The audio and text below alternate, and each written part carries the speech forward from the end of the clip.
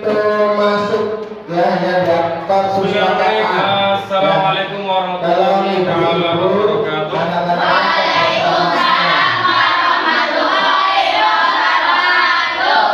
Gimana kabar semuanya, sehat? Sehat. Alhamdulillah. Pada pagi hari ini ya, kembali lagi mulai kita pelajaran apa? agama ya. Agama apa, Yom? Bacanya seperti dulu. Semuanya muslim ya? Ya. Anak-anak sampai kembali ada cepat ya. Ayo kepada pas mulai itu pendahuluan lama. Pimpin doa. Ya, buat kelas besok juga sama.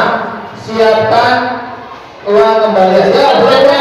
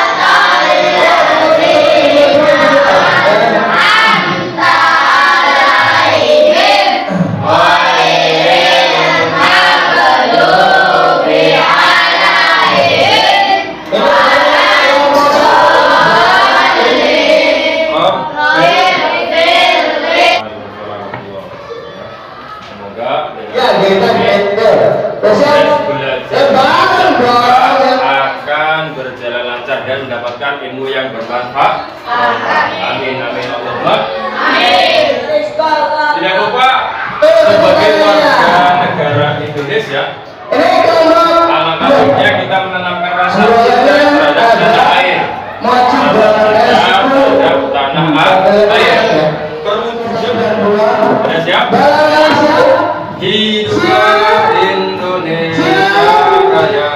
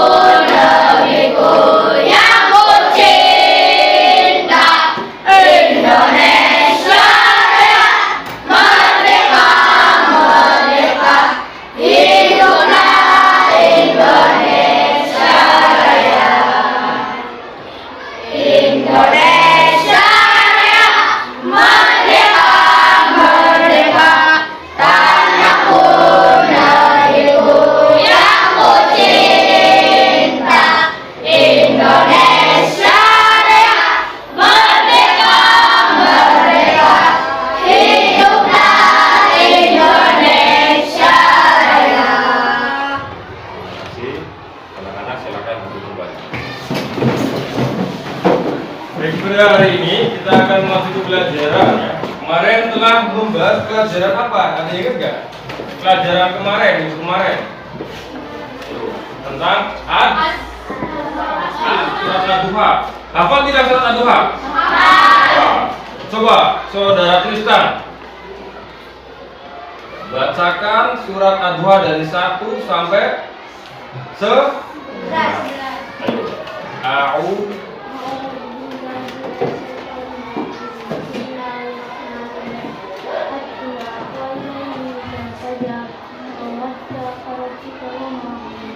Walal akhiratu oh alam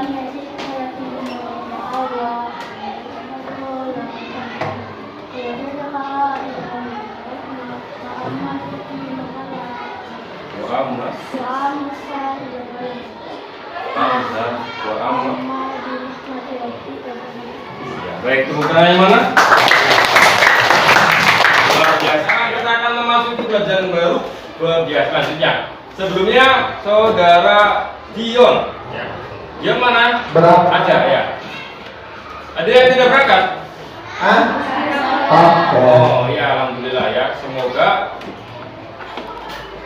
seperti ini terus ya, sehat terus, biar semangat terus belajar. Pulangnya udah ketemu ya, dikasihkan ke sama. Ayo Dion, ambil bukunya, bagikan ke teman-temannya.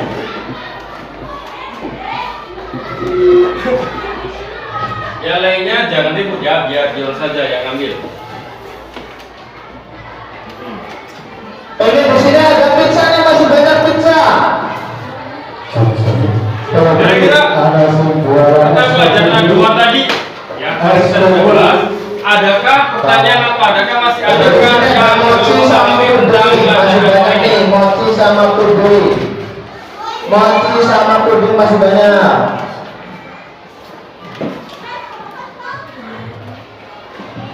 Ini minum penjahat. Kira-kira ada yang bertanya tidak tentang pelajaran yang kemarin itu dibahas sama semua? Di sini masih banyak. Sudah, alhamdulillah ya. Ya di sini berapa lagi sama halaman 3. Halaman Masih ada, 3. silakan. Allah Subhanahu wa taala Maha segalanya. Allah Subhanahu wa taala Maha segalanya. Kamu ya. Sebelum pelajaran, Bapak ada sebuah Apa? cerita ya, cerita pribadi Bapak, di mana Bapak itu pernah mengalami kejadian yang tidak mengenakan. Bapak nanya, kira-kira kalian kalau difitnah enak, bahagia atau sedih? Istilahnya ada istilah mengatakan fitnah lebih kejam daripada pembunuhan. Karena Pak, kita tidak melakukan suatu kesalahan tapi dianggap bersalah, difitnah. Sikap yang baik sebagai orang muslim, apakah kita akan membalas kepada orang yang kita atau memaafkan? Memaafkan. Alangkah baiknya kalau kita memaafkan. Pak, kenapa nggak dibalas? Karena tadi kalau kita membalas sesuatu dengan kejelekan akan mendapatkan jelekan lagi. Tapi kalau kita memaafkan, biarkan Allah yang membalasnya atau Allah yang mengaturnya. Karena rencana Allah lebih indah daripada kita yang balas nanti jadinya. Jadi Allah yang Masih banyak, silakan. memaafkan. Bisa memaafkan tidak? Kalau ada pertanyaan, Bapak menanya, kira-kira meminta maaf sama memaafkan sama apa tidak? Meminta maaf dan memaafkan sama atau tidak? Tidak, jelas tidak. Kalau minta maaf berarti siapa yang salah?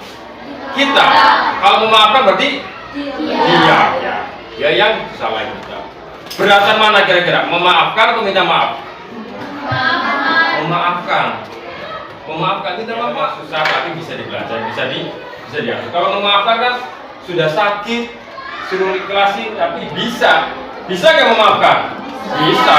Kalau nggak bisa belajar. Makanya sebagai anak muslim yang baik, alangkah baiknya kita selalu belajar untuk tetap berbuat baik.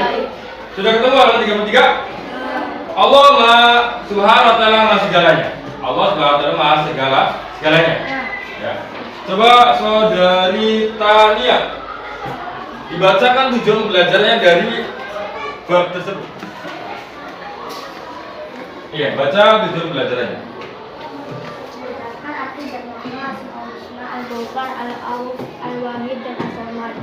2. Membuat karya baru. Menulis Asmaul-Husna, Al-Ghafar, Al-Awf, Al-Wahid dan As-Samad dengan seni kaligrafi. 3. Melafalkan Asmaul Husna, Al-Ghafar, Al-Awuf, Al-Wahid, dan As-Samad dengan baik dan benar. 4. Terbiasa menunjukkan sikap mandiri dan bertanggung jawab. Iya, baik. Ya, terima kasih. Luar biasa, bacanya lancar ya. Maklum, Pak sudah kelas 6 ya, harus lancar. Tujuannya itu tadi. Jadi sebelum kita memasuki tujuan tadi, kita menjelaskan arti dari makna Asmaul Husna, Al-Ghafar, Al-Afu, dan Al-Wahid. Baik Bapak, ada sebuah video pembelajaran tentang Allah SWT. Kita saksikan bareng-bareng ya. Mohon lihat di layar infokusnya. Sudah kelihatan? Ya, mohon dengarkan ya semuanya. Assalamualaikum warahmatullahi wabarakatuh. Apa kabar adik-adik? Semoga hari ini semua dalam keadaan sehat walafiat. Pada kesempatan kali ini kita akan membahas tentang makna dan cara mengamalkan Asmaul Husna, Al-Ghafar, Al-Afu, Al-Wahid, dan Al-Samad.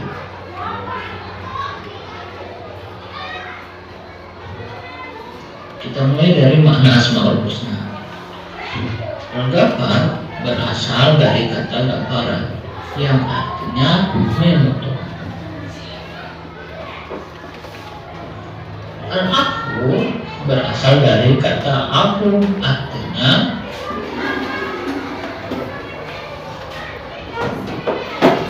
menghapuskan, menghilangkan, atau melenyapkan. Al-Wahid artinya tunggal. Al-Wahid adalah zat tunggal, sendiri dan tanpa ada yang lain. Allah tidak punya sekutu dan tanding. As-Samad artinya tempat meminta dan tempat menggantungkan harapan.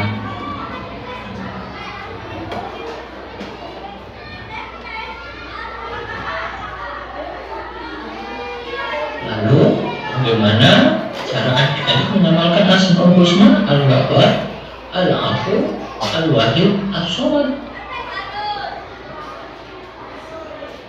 Al-Ghafar bisa diamalkan atau bisa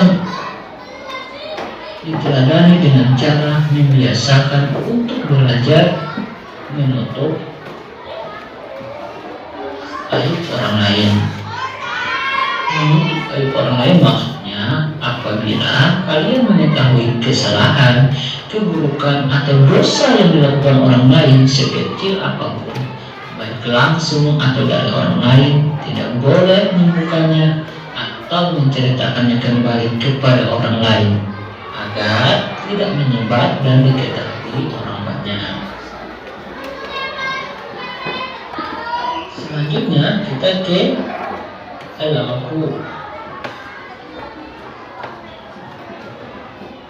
Kita dapat meneladani, kita bisa menerapkannya dengan cara yang pertama, memaafkan kesalahan orang lain yang berbuat salah kepada kalian, baik sengaja maupun tidak sengaja.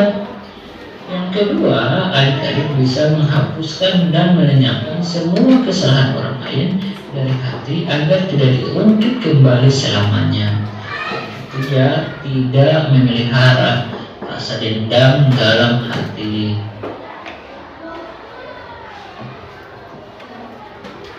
Selanjutnya kita akan ke Al-Wahid. Bagaimana mengamalkannya? Yang pertama, selalu mengucapkan La ilaha illallah. Yang kedua, selalu melaksanakan sholat wajib. Yang ketiga, hanya berdoa dan meminta kepada Allah. Yang keempat, menghindari perbuatan dan ucapan yang mendekati kemusyrikan. Kelima, fokus kepada satu tujuan yang ingin dicapai. Untuk Al-Wahid, lalu bagaimana kita akan menerapkan atau meneladani atau mengamalkan As-Samad?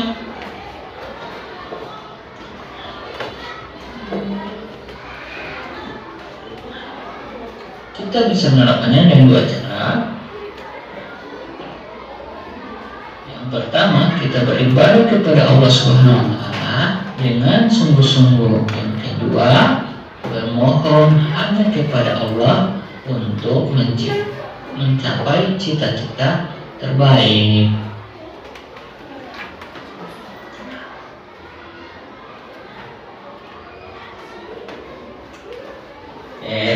Adik-adik, itulah cara. Baik, itu merupakan video tentang pelajaran yang akan kita pelajari pada hari ini. Jadi kita akan belajar tentang tadi Al-Afu, apa lagi? Al-Wahid, Al-Ghaffar, dan As-Samad. Ya. Masing-masing adalah nama-nama dari Asmaul Husna. Asmaul Husna itu ada 99, tapi yang akan dipelajari oleh kita pada kelas 6 ini ada 4.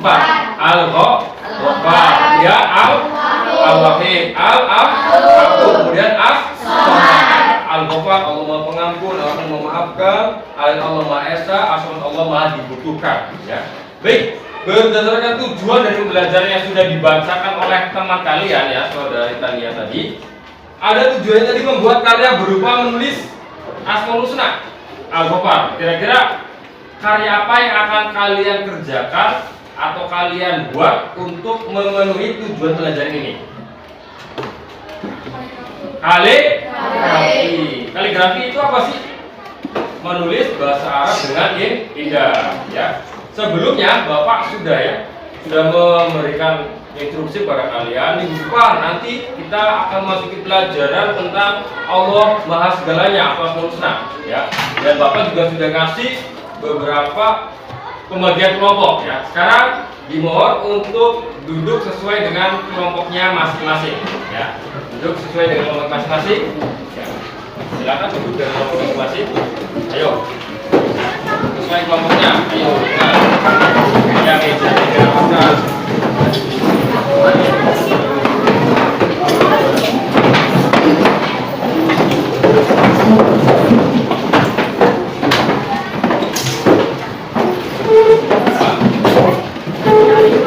Satu kelompok kemarin berapa anak ya? 5 kalau saya 5 anak ya. Dan ini kurang ya. Sini ya, kamu mundur sedikit sini. Enggak usah, adanya sini. Sebentar enggak usah duduk. Bangun kan?